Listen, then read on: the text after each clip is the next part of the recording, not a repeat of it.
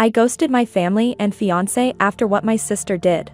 I tried to explain that my phone had gone flat, but he then went on screaming about how I could cheat on him. I was baffled. Why would he think that? I tried to explain the night's events, but I kept getting cut off.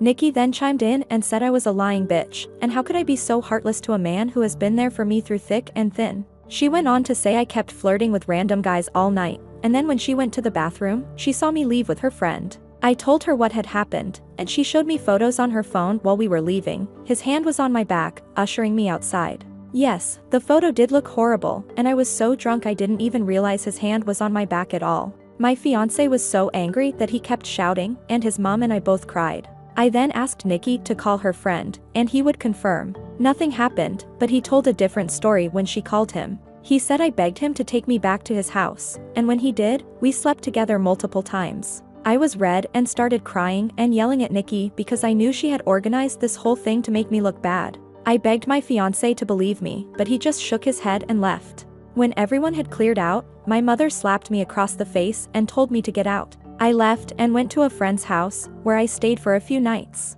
During those nights, I called my fiancé, crying and pleading with him to believe me that nothing had happened, but it all was brushed aside as he never returned my calls or texts. My mom texted me and told me she was kicking me out and that she couldn't believe I would do such a thing, and a lot of hurtful other slurs I don't think I could repeat here. She didn't give me time to get my things as she threw everything out. I was now homeless. My family would not take me in, as they chose my fiancé and mother's side. I was homeless and single in less than a day and a half. My entire world had been taken away because of Nikki's lies.